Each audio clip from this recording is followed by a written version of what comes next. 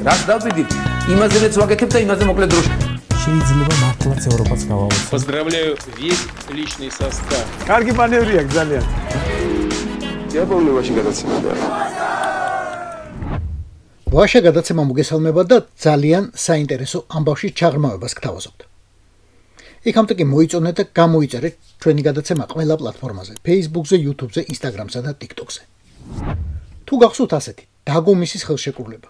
მისი მოქმედება საქართველოს ზუსტად ამ დღეებში 17 წლის წინ შეწყვიტა, 2008 წლის სექტემბრის დასაწყისში. ოღონდ იმ მომენტისთვის დოკუმენტი უკვე მკვდარი იყო, რაკი რუსეთმა აღიარა ეგრეთ წოდებული სამხრეთ ოსეთის დამოუკიდებლობა. ამბავი ჩვენი თაობისთვის ზუსტად მაშინ დაიწყო, როდესაც ჯერ კიდევ საბჭოთა საქართველოში არაფორმალებად წოდებულმა ლიდერებმა დაიწყეს საუბარი თავისუფლებასა და საბჭოთა კავშირიდან გასვლაზე. როგორც ალტერნატივა, აფხაზეთისა და სამხრეთ ოსეთის მაშინდელ ავტონომიებში უცებ გაჩნდნენ ჯგუფები, ძალები, რომელთა პირითაც რუსეთმა, საბჭოთა კავშირმა გვითხრა: გახვალ თქვენ, დაკარგავთ ამ მიწებს. ვის ესმოდა მაშინ ვითარების სერიოზულობა, ვინ ემორჩილებოდა რუსულ შანტაჟს, ვინ არ ემორჩილებოდა, მაგრამ ამ ყველაფერთან ერთად იყო ხალხი, ვინც იბრძოდა. იცავდა თავს, იქაურ ქართულ და არა მარტო ქართულ მოსახლეობას, იცავდა ნამდვილად ქართულ მიწას. ამ მებრძოლთაგან ერთია თემურ ლიპარტელიანი, თადარიგის პოლკოვნიკი, რომელიც ყოფილი სამხრეთ ოსეთის ავტონომიურ ოლქში ჯერ მოხალისად წავიდა, შემდეგ ოფიცრად დაბრუნდა რამდენჯერმე. თემურ ლიპარტელიანს 80-იან წლებში სავალდებულო სამსახური საბჭოთა არმიაში სპეცდანიშნულების ჯარებში მოუხდა, რომელიც ავღანეთში გაგზავნეს. სულ უმეორებ ხოლმე, რომ წიგნი უნდა დაწეროს, აუცილებლად. მაგრამ რაკი ამას არ აკეთებს, ეს ისტორია აი ასე ნაწილ-ნაწილ უნდა ვაქციოთ ახლა დოკუმენტად. დღეს თემურ ლიპარტელიანთან ერთად ვიხსენებთ შეერაღებული დაპირისპირების მზადებასა და დაწყებას ყოფილ ეგრეთ წოდებულ სამხრეთ ოსეთში, ცხინვალის რეგიონში. თემურ, გამარჯობა. პირველ რიგში დიდი მადლობა ინტერვიუსთვის და დღეს ძალიან ბევრი კითხვა მაქვს. თუ მზად ხარ, მოდი დავიწყოთ. და დავიწყოთ სულ თავიდან. თქვენ ავღანელები, საქართველოს ავღანელთა კავშირი იყავით, მგონი პირველი სამხედროები, პირველი ფორმიანი და იარაღიანი ადამიანები, ვინც მოხვდა ჯერ კიდევ ყოფილ საბჭოთა სამხრეთ ოსეთში. როგორ დაიწყო ეს ყველაფერი? თქვენთვის როგორ დაიწყო? ედპ-ს შენობა არის. მანდ იყო მაშინ ქალაქის კომკავშირის რაიკომი, ქალაქკომი. იქ გამოგვიყვეს ერთი ოთახი და იქ ვიყავით და იქედან დაწყებული ხა მკვდარი უნდა ყოფილიყავი რა, რო არ ჩარეულიყავი ესეთ რაღაცებში ხა და იქ მიდის ხან ერთი სახლი დაწვეს, ხან ერთს ეჩხუბენ, ხან ისცემეს, აგერ ბიჭები დაჭრეს ცხინვალში, გია ყარყარაშვილი და ესენი და ეს ხო მოდიოდა რა ესენი. ჯერ თავიდან ეს ავტობუსებით რო ჩავიდნენ და ამოსებმა რომ რუსეთთან შეერთება გვინდაო. 1999 წელს ადამონ ნიხასმა და რაღაც ორგანიზაციებმა, რომელიც კრემლმა ჩამოაყალიბა, მოითხოვეს ჩრდილო ოსეთთან შეერთება, სამხრეთ ოსეთის ჩრდილო ოსეთთან შეერთება, რუსეთთან შეერთება ფაქტიურად.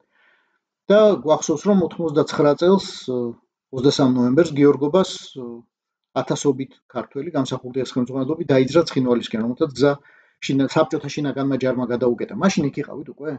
გინდოდა თუ არ გინდოდა, ეხლა ცოტა მაინც ჩაგითრევდა ესეთი სიტუაციები იყო, ესეთი სიტუაცია იყო მთელ საქართველოში. პირველი ავტობუსებით რო წავიდნენ, მაშინ შევედით ცხინვალში ტირძნისიდან რა,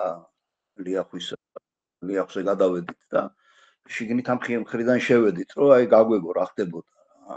აქ იყო მიტინგები, სიტყვები, ოსები ცალკე ყვიროდნენ, ქართველები ცალკე მიტინგებს ატარებდნენ.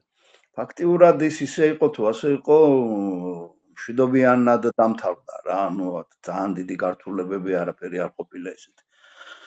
შემდეგ ზვიადის პერიოდი რო იყო, უკვე ზვიადი რომ მოვიდა მთავრობაში 90 წლის დეკემბერში, ისე დაძაბულობები იყო იქ უკვე მოსემაც ადამონ ნიხასი იყო ეგეთი ორგანიზაცია, როგორც ჩვენი სახალხო ფრონტი.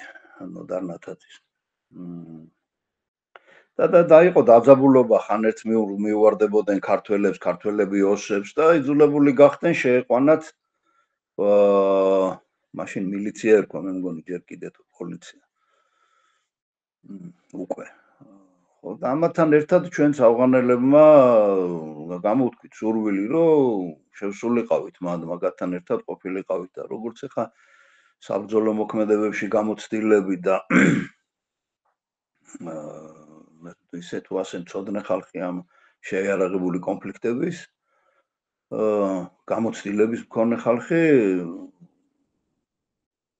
მიგვიღეს ვითომ ანუ მოგწეს პოლიტმილიციის ფორმა საბუთები გამოგვიწერეს უცებ ერთ დღეს ჩაგვაწვეს დაგვახურეს და წავედით მილიციელების სახით ცხინვალში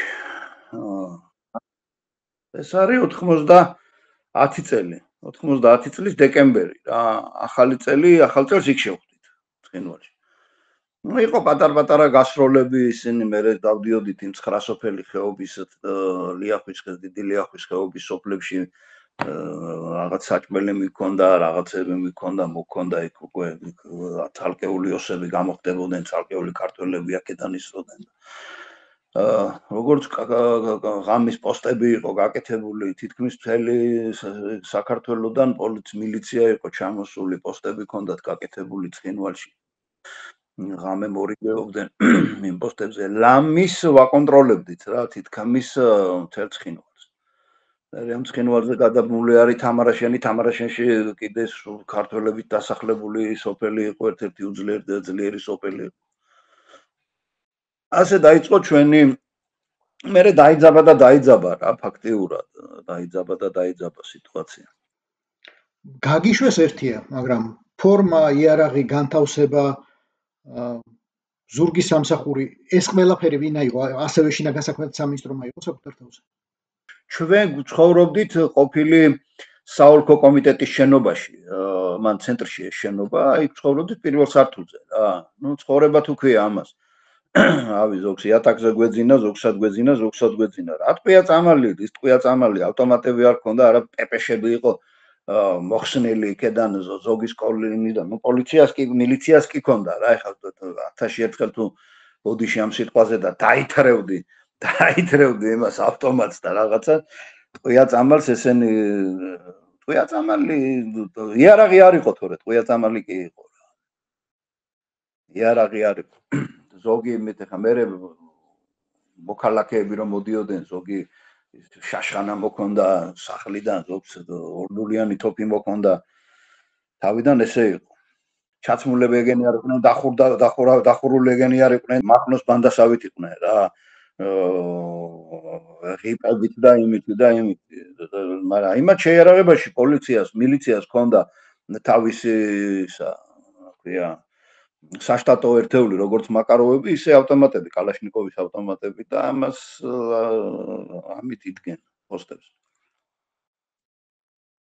ჩვენ მოგწეს მე პირადად პეპეშა მქონდა და მე ცოტა ხნის მერე უკვე რომ შემოიტანეს საიდან შემოიტანეს აღარ ვიცი როგორ მე ისა რა ქვია კალაშნიკოვის აკმ მქონდა ეს საბჭოთა შინაგანი ჯარი რეალურად რა ფუნქციას ასრულებდა როგორ იქცეოდა გამოხატულად ჩვენს წინააღმდეგ იყო და გამოხატულად სეპარატისტებს ემხრობოდა უკვე მაშინ 99 წელს რუსები ეხა ვერტრენები დაფრენავდნენ თავისთავად მაგრამ რუსები მეერვე პოლკი იყო შინაგანი ჯარების საბჭოთა კავშირის აი სამგორთან რო იყო ხო და ესენი დადიოდნენ ბტრ-ებით იყვნენ დადიოდნენ ვითომ აკონტროლებდნენ მაშინ ministri იყო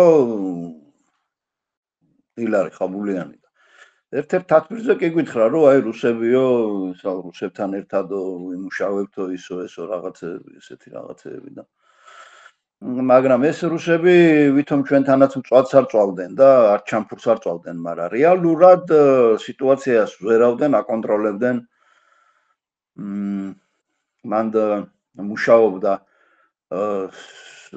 ამიერკავკასიის სამხედრო ოლქის დაზვერვის სამმართველო მუშაობდა ფანტასტიკურად ყველაფერს აკონტროლებდნენ მიმაგრებულიც ყავდათ ერთი კაცი ესეთი კრასოვსკი იყო გვარად მე ჩვენ გვასწავლიდა ფრონზეში თვითონ როგორც მოყვა მე მილიცია რამდენად მზად იყო მას ამისთვის არ ამზადებდნენ რეალურად ბერდეემები მოხსნეს კონსერვაციიდან სადაზვერო მანქანებია 4 ბლიანები რო გასაგებად რო ხალხმა თვითონ მაყურებელმა რო გაიგოს და კონსერვაციაზე მყოფი იქ იმდენი ისა რა ქვია საპოქსაცხები მას ისა რა ქვია წასმული ნუ ამათ მარიცო ჩვენებმა დავშალეთ ყველაფერი, გავრეცხეთ, გავასუფთავეთ. და სროლა რო დაიწყეს, ფართეთვალებს გვიყურებდნენ ეს მილიციელები, სროლობენ. და 3 წელი გქონდა მაგი ჩვენ ავღანელებს და მთელი ღამის განმავლობაში პატრულირებას ვაკეთებდით ცხინვალის და გაცილება თუ უნდათ.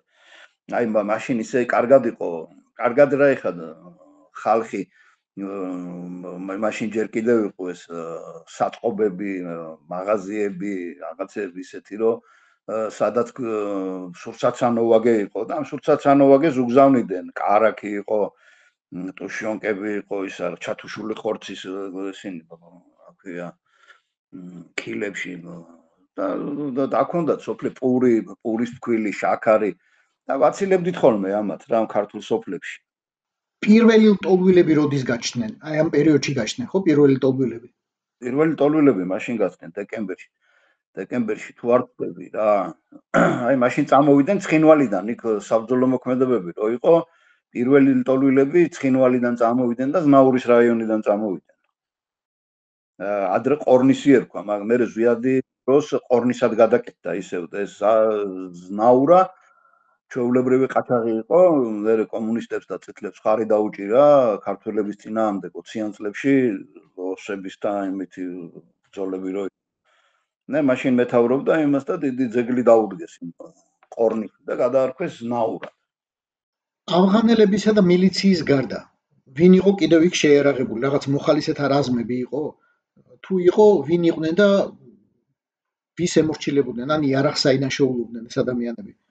გადაკეთებული ავტომატები ჰქონდათ სკოლაში რო იყო ავტომატები, ხო იცი? ხო გისწავლია სკოლაში. გაჭრილები რო ჰქონდათ, აი ის ჰქონდათ იმაზე ხამუտს უკეთებდნენ, გაიგე იმაში 31 ქარხანაში ან ტოკარი ჩამოვარჭობდა იმას, რა ქვია, რკინას იმისე რომ არ გასულიყო და იმით ომობდით რა, რეალურად. ხო და ეს შეკრებილი სასტავი იყო ხა, აი ბესო ქუთათელაძეს ყავდა ჯგუფი, საჩხერის ბატალიონი მაგასთან ერთად იყო გია და ესენი რო დაჭრეს ცხინვალში. ფაქტიურად აი მაშინ დაიძაბა რა, იმათ რა ქვია, მაშინ დაიძაბა ყველაზე მეტად სიტუაცია ქალაქში, მანქანაში ესროლეს რა, მანქანით გადაადგილდებოდნენ, იმიდან მოდიოდნენ თამარაშენიდან და მაშინ დაწყეს ამათ და გია დაწყეს ყარყარაშვილი და ერთი ურიდია თუ ვიღაცა მოკლეს როგორც მახსოვს რა. ხო და მაშინ დაიძაბა სიტუაციები რა, ფაქტიურად და მაშინ ვისაც არ ეზარებოდა ძმაო, ხო? ანუ ვისაც გული ერჩოდა, ბევრი იყო ასეთი, მართლა რომ გული ერჩოდა და მართლა რომ დაცვა უნდოდა ხალხი. ასე იყო სამეგრელოდანაც წამოსული რა, ქუთაისიდან იყვნენ წამოსულები, ქუთაისის ბიჭები იყვნენ, ავღანელები, საჩხერლები იყვნენ, ასე საძმოები რა შეიკრიბებოდნენ, წავედით, ვისაც ჰქონდა იარაღის და ყიდვის თავი და იარაღის იგი და სკოლიდან წართმეული იარაღი და თოფებით ან ასე დადიოდა ხალხი რა მაშინ. ეს ამდენი ჭრელი ხალხი საერთო ამოცანას ასრულებდა, ვინმე საერთო მეთაური ყავდათ, ერთიან ბრძანებას ემორჩილებოდნენ, ვინმე ugegმავდა ყოველდღიურ მუშაობას, ყოველდღიურ მოქმედებას თუ ყველა იმას აკეთებდა, რასაც საჭირო თვლიდა. რო გითხრა შენ რომ აი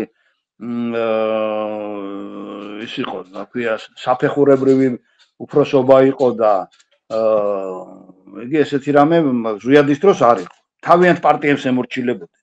კოსტავას საზოგადოებასაც ყავდა თავისი შეიარაღებული ფორმირება, თავისი ედპ-საც ყავდა თავისი შეიარაღებული ფორმირება, აი წერეთლის პარტიასაც ყავდა თავისი შეიარაღებული ფორმირებები, ხო და იმათ ემორჩილებოდნენ. ამ ყოფილ სამხრეთ ოსეთში სამშვიდობო კონტინგენტი გათავსდა 92 წლის ზაფხულში, ზაფხულის პირველ ნახევარში. ზაფხულის მეორე ნახევარში დაიწყო ომი აფხაზეთში. აი ყველა ეს ფორმირება, ეს შეიარაღებული ადამიანები, ან მათი რა ნაწილი წავიდა აფხაზეთში. აფხაზეთის ომი რო დაიწყო, უმრავლესობა ამ ჯგუფებისა თავდაცვის სამინისტროს შემადგენლობაში შევიდა, როგორც ავაზა მაგალითად და ესენი შევიდნენ ბესო ქუთათელაძის საჩხერის ბატალიონი, ესენი თავდაცვის სამინისტროს გვარდიას დაემორჩილნენ თავიდან, გვარდიაში შევიდნენ და თავისთავად ზოგი თავდაცვის სამინისტროს შემადგენლობაში შევიდა. და ზოგი დაიშალა რა, ზოგი სახში წავიდა რა. იმედი მაგალითად, იმედი მარნეულის ბატალიონად გადაკეთდა რა, უმრავლესობა მარნეულის ბატალიონში ხომასურიძე და ესენი იყვნენ. ზოგი თამარაშენში დარჩენ, თამარაშენელი ბიჭები იყვნენ, მაისურაძეები, ესენი იმედის ყოფილი ზოგი იქ დარჩა და ჯარში აღარ წავიდა და აფხაზეთის ომი რო დაიწყო ფაქტიურად იმ აფხაზეთის ომში თითქმის ყველა შეერაღებული ფორმირება დაექვემდებარა რა კანონს და სახელმწიფოს. ოლქი გააუქმა გამსახურდიას დროინდელმა პარლამენტმა, მერე გამსახურდია დაამხეს. რამე შეიცვალა იქ ადგილზე, რამე შეიცვალა ამით? როდესაც ზვიადი დაამხეს და შევარნაძე მოვიდა, უფრო გამწვავდა სიტუაცია ცხინვალის მიმართულებით, მან თმანეთს ვირო ცხონებული ვიროს ეძახდნენ, მაგრამ რა გვარი იყო. ინდიაშვილი ის დააწვეს და ესეთი რაღაცები კონფლიქტები ხშირად ხდებოდა. რა უნდა და რუსული ესმით ორი სიტყვა იქნებ უცხოენათა რომ გააცხოს ეს ამოგვწმინდა და კიდე ისა 1992 წელს უკვე შევარნაძემ, რომელიც ჯერ არ იყო პრეზიდენტი, მაგრამ სახელმწიფოს მეთაური ერქვა, ხელი მოაწერინა უფრო სწორედ თავის სახელით ხელშეკრულებას, სამშვიდობო ხელშეკრულებას რუსეთთან, ეგრეთ წოდებულ გაგომისის ხელშეკრულებას, რომელთაც სამშვიდობო ჯარი შემოვიდა და განთავსდა ამ ყოფილ სამხრეთ ოსეთში. ამ სამშვიდობო თუ ვითომ სამშვიდობო ჯარის შემოსვლით რამე შეიცვალა? შევარნაძის დროს უკვე სამშვიდობო ძალები ჩააყენეს. ერთი ბატალიონი ქართველების, ერთი ბატალიონი ოსების და ერთი ბატალიონი რუსების. და პოსტებზე გაანაწილეს დამკვირვებლების სახით. ფაქტიურად რუსები იყვნენ ყველგან, მაგრამ ქართველებიც მონაწილეობდნენ როგორც დამკვირვებლები. აი ამ დაგომისის ხელშეკრულებით გათვალისწინებული ფორმატი რამდენად მოგებიანი იყო ჩვენთვის? იმიტომ რომ მახსოვს სულ იყო ლაპარაკი, რომ ოსებს ორი ბატალიონი გამოუვიდათ, ოსური და რუსული და ჩვენ ყავდა მხოლოდ ერთი ბატალიონი და უპირატესობა, პირდაპირ უპირატესობა, სამხედრო უპირატესობა იმათ ჰქონდათ. ეს რეალურად ასე იყო, იგრძნობოდა საქმეში, რომ უპირატესობა ჰქონდათ. მე ყოველთვის, როდესაც კი დაზვერვის მოხსენებას ვაკეთებდი ხოლმე, ყოველთვის რუსების ბატალიონს მოვიხსენიებდი ოსების მხარეზე. და სულ კამათი მქონდა ხოლმე ამაზე. არაო, ბიჭო, მე ჯობია მე ვუთხარი მოიხსენიო და გააკეთო ისე ისინი იმის მხარეზე იქნებიან ყველა ვარიანტში. იმათ უჭერენ ხარ, არ უნდა ჩვენთან მშვიდობა, არ უნდათ რომ ჩვენთან მშვიდობა იყოს და ნორმალური ცხოვრება წავიდეს და ხალხმა დაისვენოს. როგორც კი სამშვიდობო ხელშეკრულება გაფორმდა, როგორც კი ცხინვალი დაწყნარდა ისე თუ ასე რა, ანუ ის ჯარები ჩადგა, ორ თვეში, სამ თვეში ომი დააწყებიეს ქართველებს იმაში, რა ქვია, სოხუმში გადასცეს ახალციხის კადრირებული დივიზია, მოგვცეს ეს ტანკები და დაგვილოცეს გზა და გაგვიშვეს ცხინვალში, იმაში, სოხუმში. არაბითარ შემთხვევაში არ აწყობდათ ეს დამშვიდებული და დაწყნარებული ცხოვრება. ეხლაც ისე არიან ყოველთვის, რომ უნდათ აი შენ დაძაბული იყოს სულ რომ ნორმალური ცხოვრება არ გქონდეს რა. და იმ რუსმაც არ დაინახოს რომ აი თურმე ერთ-ერთ რესპუბლიკაში, საბჭოთა კავშირის ერთ-ერთ რესპუბლიკაში, ყოფილ რესპუბლიკაში სიტყნარია ნორმალური ცხოვრება, წინმიდის ცხოვრება და იმან არ დაინახოს ეს და იმ თვითონაც არ მოუნდეს ეს. არ ვიცი, მე ასე ვქნა ყოველ შემთხვევაში. თემო, რამდენიმე წლის მერე დაბრუნდით იქ უკვე ოფიცრად. რამდენად შეცვლილი დაგხვდა ვითარება? 95 წელში დავინიშნე მან სამშვიდობო ძალებში სარდლის მოადგილედ. კი იყო მისვლა-მოსვლა, აი თუ ვინმეს იცნობდნენ და რაღაცა მანქანების მოპარვები იყო, მან გადაყავდა ცხინვალში ყიდიდან. იქეთ ფრონეს ხეობიდან წამალზე და იმაზე დარბოდნენ საშინელებები ხდებოდა რა და იყვნენ ხალხი უკვე თითქმის აი მე შეხვედრები მქონდა უკვე ჩემთან ვიმსახურობდა ყოფილ საბჭოთა არმიის დროს ოფიცრებთან და იმათთან და უკვე თვითონვე ხვდებოდნენ რომ კაკოვა ჩორტა გასუდარსტო ჩვენი ფული ჩვენ არა გვაქვს ისა რა აი უკვე იწყებოდა რა ესეთი რაღაცეები 97-ში მე სასწავლებლად წავედი და აი რომ ჩამოვედი 2000 წელში უკვე ჩათვალე რომ მაშინ გაცილებები კი იყო მაგრამ ოსი უნდა აგეყვანა ვიღაცა ცოტა ესეთი მაგარი ბიჭი დაგესვა მანქანაში და გააცილებდა აი მან ტუნელით გვირაბით წაიყვანდა ვლადიკავკაში ხო და აი რომ ჩამოვედი მე 3 წელიწადში ისე იყვნენ უკვე რომ აღარც გაცილება ჭირდებოდათ არაფერი ეს ქართველები ჩადიოდნენ ცხინვალში საქონელს ინახავდნენ კეიფობდნენ ერთად აი თითქოს ომი არ იყო რა იქ და დაძაბულობა არ იყო ისეთ შტაბის დილება დაგჭებოდა კაც ჩვეულებრივად ქართული ნომრებით მიდიოდნენ ჩადიოდნენ, პრობლემები არ ჰქონდათ. და მე აირია ის 2004-ში. უკვე ვაჭრობა რო იყო, ერგენეთის ბაზრობა რო იყო, იქ უკვე ამ ბაზრობამ რაღაცა ნაწილად თითქოს შეარიგა რა ხალხი. ეს ერგენეთის ბაზრობა მაშინაც ცხელი თემა იყო და ახლაც ცხელი თემაა. ჭულუკიანის ვითომ დასკვნამ გააცოცხლა კიდევ ეს თემა. რამდენად წარმატებული ბიზნეს პროექტი იყო, თუ შეიძლება ასე ითქვას. მაშინ ყველას და ყველაფერს რაღაცა კრიშა ყავდა. ვინ კრიშავდა აი ამ ერგენეთის ბაზრობას? ვისი შემოსავალი იყო? ვინ იყო მფლობელი? ვის შეძდიოდა მოგება ამ ბაზრის მუშაობით? შემოსავალი როგორც ქართველები კრიშავდნენ, ისე ოსები კრიშავდნენ იქიდან რა. ის რო იყო ერთი საზიზღარი პრეზიდენტი მაგათი კოკოიტი. ყველას მისდიოდა რა თენგო რა. ყველა ძოვდა იქ. წარმოიდგინე, აბსოლუტურად ყველა ძოვდა. როგორც ქართველი მაღალჩინოსნები, ისე ოსი მაღალჩინოსნები, ქართველი პოლიციელები, უშიშროების თანამშრომლები, ყველა ბალახობდა რა. აბსოლუტურად ყველა ბალახობდა.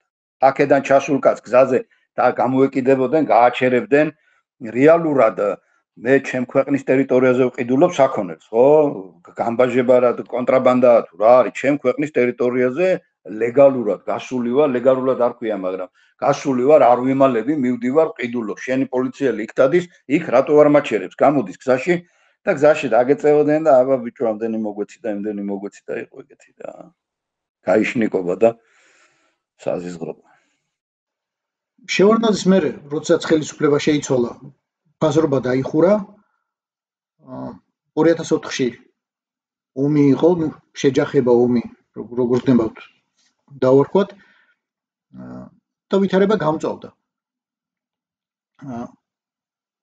ამის შემდეგ რამე შეიცვალა კიდევ? აქტიურად ბოლოში რა გამოვიდა 29 კაცი დაგვეღუპა რა და კონტრაბანდა გადაინაწილეს მერე ზოგ-ზოგი ერთებმა რა ფაქტიურად ის ხალხი ვინც ჩადიოდა იქეთ და ეს სიგარეტი და ეს მოქონდა ხო პატარ-პატარა მანქანებით ვისაც მოქონდა ეს ხო და ვისაც ვინც ფულშოულობდა ერთი 1000 სიტყვაზე და 2000 კაცი სიტყვაზე თვეში ხო სულ ჩაუვარდა 5-6 კაცს რა 5-6 კაცს ჩაუვარდა ხელში თლიანად ეს ბაზრობის საქონელი რა ბაზრობის საქონელი და აი მათ მოქონდა როგორც პოლიციელები ისე ისინი ყველა აცილებდნენ და მან ყველა ჩარეული იყო რა ესეთი გვარებია იყო ჩარეული რომ მაგირო შეუტანე მე იმას რა ქვია მაგ მოხსენება რომ შეუტანე იმის მერე დამთავრდა ჩემი სამხედრო კარიერა სამშვიდობო ჯარების ამ სამ ბატალიონს როგორ ქონდა გადანაწილებული კონფლიქტის ზონა ეგრეთ წოდებული კონფლიქტის ზონა იმიტომ რომ იქ იყო ქართული სოფლები ოსური სოფლები და შერეული სოფლები ქართულ სოფელს შეიძლება ქართული ბატალიონი იცავდა მაგრამ აი და ოსურს ოსური მაგრამ აი შერეულ სოფლებს ვიღა იცავდა როგორ იყო ეს განაწილებული ხელშეკრულებით იყო დადგენილი პოსტები სად უნდა ყოფილიყო ანუ მან პოსტი იყო რუსული სამხედრო ნაწილები სოციალურები ან ათეულები იდგა გამიგი ერთი და იგივე ადგილზე და აქ მე წარმომადგენელი იყო როგორც ქართველი ისე თითო კაცი სხვა ნაწილებში ზოგ ნაწილებში ესენი იყვნენ ზოგ ნაწილებში ოსები იყვნენ აი ქართულ ტერიტორიებზე უკვე ქართველი სამხედროები იყვნენ ნიქოში იდგა ბატალიონი და ისინი აგზავნიდნენ აი ჩვენ ტერიტორიაზე რომელსაც ჩვენ ვაკონტროლებდით სასაზღვრო ტერიტორიებზე ქართველები ვიძექით იქეთ მხარეზე რუსები იდგნენ მაგრამ ყველა პოსტზე სადაც კი ქართული პოსტი იყო სიტყვაზე ან რუსული პოსტი იყო ან ოსური პოსტი იყო ორი კაცი ყოველთვის იყო ერთი ქართველი ერთი ოსი წარმომადგენელი დამკვირვებლის სახით ანუ დამკვირვებლები ერქვა ესენი აკონტროლებდნენ მე თუ რამე მოხდებოდა კონფლიქტი და რაღაცა გავიდოდით და ვცდილობდით რომ ეს კონფლიქტი არ მოგვეხვდა მაგრამ და რუსები თავისთავად ეხლა შენ პირში გიცინოდნენ და რუსულ საქმეს აკეთებდნენ თქვენი გამოცდილებით პროცესში უშუალოდ ჩართული და მონაწილე ადამიანის გამოცდილებით რუსები ყოველთვის ოსებს ემხრობოდნენ იმიტომ რომ მე არ მახსოვს აი ოსური მხრის ბრალდება რომ აი რუსული ბატალიონი ქართველებს ეხმარება რომ ისინი თითქოს ჩვენ მხარეს იკავებენ სამაგეროდ ბევრი მახსოვს ქართულ მედიაში და იქაურ ადგილობრივ ქართულ მოსახლეობაში ძალიან ბევრი საუბარი იმაზე რომ რუსები რეალურად ოსებს ეხმარებოდნენ იმათ მხარეს იჭერდნენ ასე იყო ეს რეალურად ასე იყო ეკეთებოდნენ. არც ოსი უნდათ, არც ქართველი. უნდათ რუსული საქმე ეკეთებიათ. გააჩნია მე რამდენად ეშმაკი იყო ის რუსის გენერალი, ჩამოსული სარდალი, რომელიც ორივე მხარეს აკონტროლებდა. გამიგე ეს როგორც სარდალი ისე იყო და ქართული და ოსი მხრიდან კიდე წარმომადგენლები ყავდა ჩვენ სარდლებს ვეძახდით. ქართული მხრიდან. ხო და შენ კი გიცინოდნენ პირში, მაგრამ თავის საქმეს აკეთებდნენ რა. უფრო მეტად ოსებს უჭერდნენ მხარს. რამდენჯერ ყოფილა შემთხვევა, რომ აი გავს აი იქ იარაღი ინახება და გავიქცეოდი თვითონ და წავიყვანდით ამბოს და უკვე გადამალული ქონდათ რუსებს და ემათ. ძიმე ტექნიკაო და ეს. ყველანაირად ცდილობდნენ რომ შენ დაეჩაგრე რა. ყველა კი სუფრაზე გამოყვებოდნენ, დალევდნენ შენთან ერთად, იქეიფებდნენ, აი სადღერძელოებს გეტყოდნენ. ვაშა გადაცემას უყურებდნენ და მერე წავიდოდნენ რა. საქმეს აკეთებდნენ ოსურს და ოსურსაც არა რუსებს. 2004 წლის ომში რა ძალები ყავდათ აი სეპარატისტებს, ეგრეთ წოდებულ სამხრეთ ოს სეპარატისტებს. და ვინ ვიპირისპირდებოდა ჩვენ აი სამხრეთ ოს სეპარატისტები, რაღაცა ბანფორმირებებით, არ ვიცი, მათი მილიცია თუ რეალურად რუსული არმია? არაფრის ხარჯზე რა ჯარები მაგათ ყავდათ, სად ყავდათ ჯარები? ჯარები არაფერი არ ყავდათ, რუსების ხარჯზე იყვნენ და რუსებთან ერთად იყვნენ. და რუსები აძლევდნენ მან ემას, რა ქვია, იარაღსაც რუსები აძლევდნენ და მე 2004-ში ომი დაიწყო შეტაკება, რომ ომს ვეძახე, მე ყოველ შემთხვევაში 29 კაცი დაგვეღუპა. მაშინ 50 კაციანი ჯგუფი ჩამოვიდა 58 არმიიდან. 50 კაცამდე კაცი ჩამოვიდა 58 არმიიდან, ჩამოვიდნენ ცხინვალში და უშუალოდ ეხმარებოდნენ საბრძოლო ოპერაციების დაგეგმვაში. ოფიცრები ხო, მაიორი, ვიცე-ისა, ანუ პატპოლკოვნიკი ემათი და პოლკოვნიკები. ჩემი თვალით მაქვს ნანახი. უშიშროების ბიჭები რო დაიჭირეს 4 რო არ დაიჯერეს. ამათა რო ეუნებოდი. მაშინ მივედი, ამ ივახნენკო იყო, მაგრამ ჩემთან ადრე მსახურობდა, მე სოხუმში დავეჯახეთ ერთმანეთს. ჩვენი ჯგუფებით. და იქ იყო და იმასთან ერთად მივედი იმათ ეგრეთ წოდებულ თავდაცვის სამინისტროში და იქ იყვნენ, იქ იდგენ და დათბირობდნენ და საუბრობდნენ, არც გემალებოდნენ, იმათ მარიცოდნენ მე ვინ ვიყავი. ივახნენკოს რაგან გავხევი ის ოსების ბატალიონის მეთაური იყო და თან სამშვიდობო ძალების სარდლის ოსების მხრის მოადგილე, სარდლის მოადგილე. ეს იყო გრუს ოფიცერი იყო, ლაგოდეხში მსახურობდა სპეცდანიშნულების ბრიგადაში. მე სამშვიდობო ძალები ორჯონიკიდან იყო, დედა ოსი ყავდა. ხო და მე სამშვიდობო ძალები რო წამოყვეთ, იქედან მიავლინეს და დარჩა ცხინვალში რა. იქ ცოლიცი ქაური მოიყვანა, შვილები ყავდა და იქ ცხოვრობდა რა.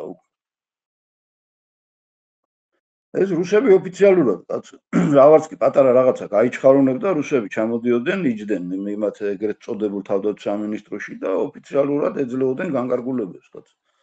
2004-ში ჯერ ქართული არმია ჩამოყალიბებული პრინციპში არ იყო, ჯერ კიდევ შევარდნაძის დროინდელი არმია იყო დიდწილად და ძალთა თანაფარდობა როგორი იყო? 2004 წელში რო დაიწყო ეგ სიტუაცია, მაშინ მე დაზვერვის მონაცემები რომ მოვკრიბე, ანუ 100-მდე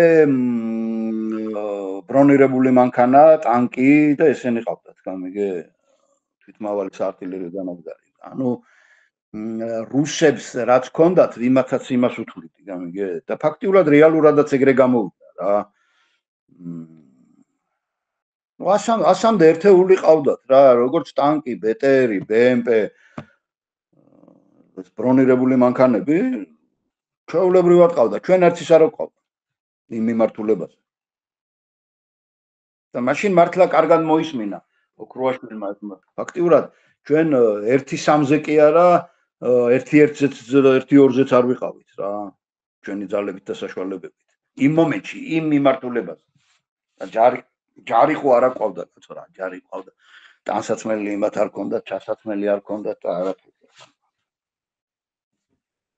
და მაშინ იყო დაწყებული ეს ჯარების ჩაცმა და ჯარების აღჭურვა და ეს მერე წამოვიდა 2004 წლის ფერი არ იყო ჯერ.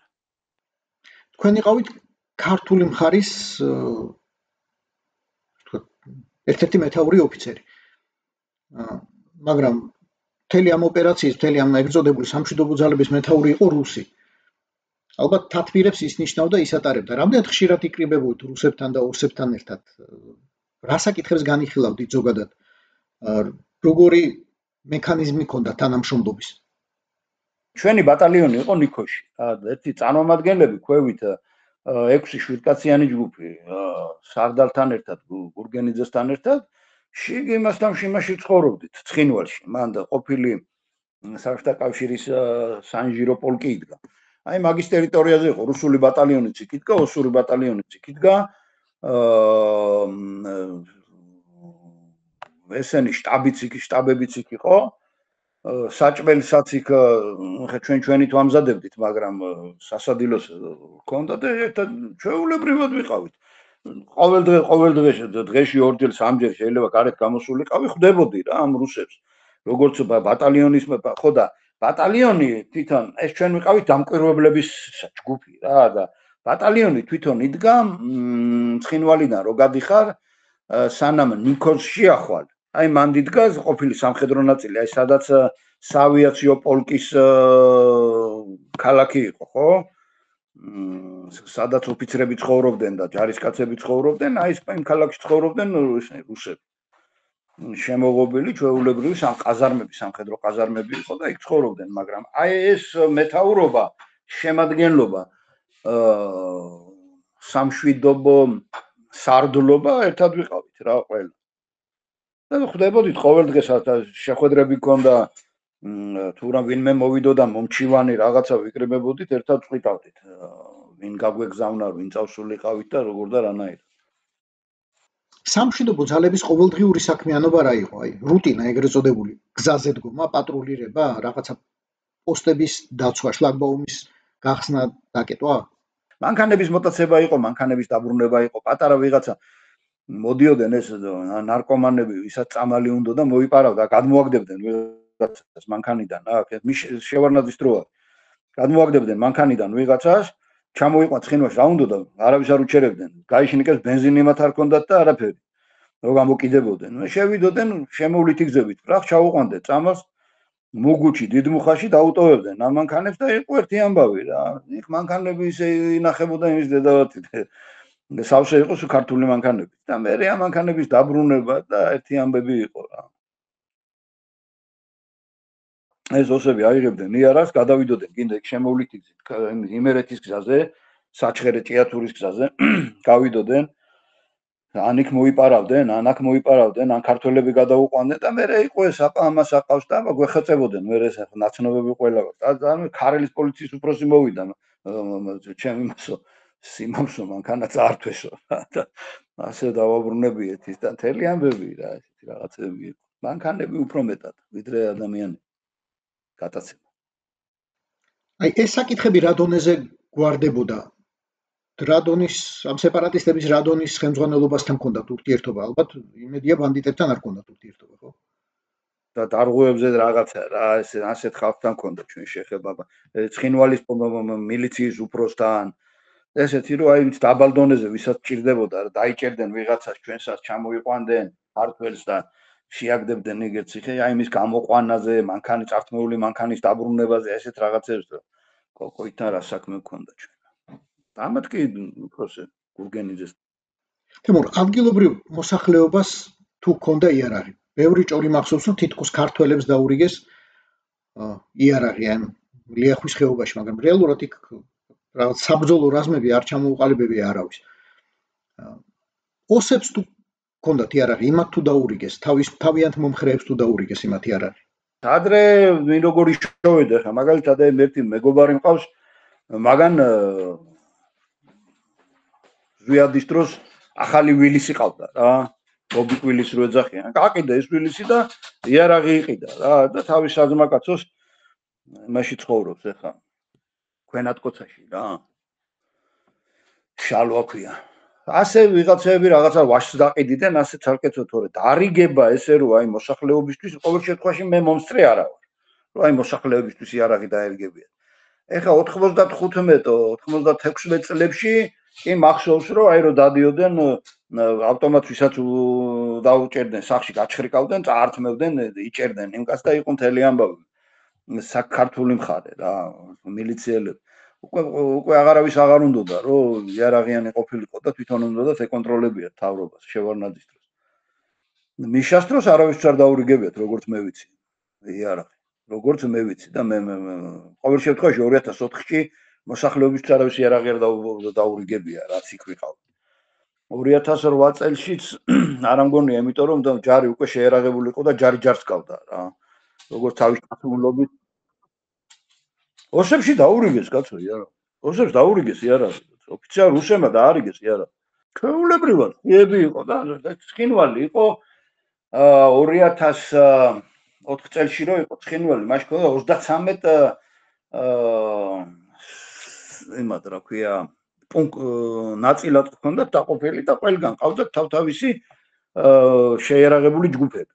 ყველაფერი არა, მაგრამ ბევრი რამ დაიწყო ეგრეთ წოდებული ადამიანიხასების და რაღაც ასეთი ორგანიზაციების აქტიურობით. მაშინ გამსახურდია დროს ადამიანიხას ხელმძღვანელი კულუმბეგოვი დაიჭირეს და თბილისში უშიშროების იზოლატორში ისდა, სანამ 91 წლის დეკემბერში ჯაბა იოსელიანთან ერთად არ გამოუშვეს, მერე გადასცეს ეგრეთ წოდებულ ოსურ მხარეს. აი ესეთი ორგანიზაციები როგორ აქტიურობდნენ, რამდენ ხანს გაგრძელდა მათი აქტიურობა, რამდენ ხანს დასჭირდა ისინი რუსს, მარტივად რო ვიკითხო.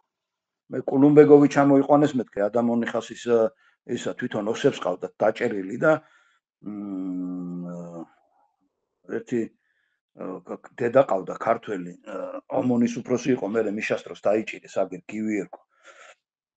შეგვიყვანა იმან და ივახნენკომ სერგეიმ და მანახეს დაჭერილი ამან აგვარევია ქართვითონ ფული იშოვა და ჩვენ აგერ ადღეში ვარ და ცემდნენ რა იმაში რა ქვია პოლიციაში დაჭერილი ყავდა გაასამართლეს მე. თემურ დიდი მადლობა.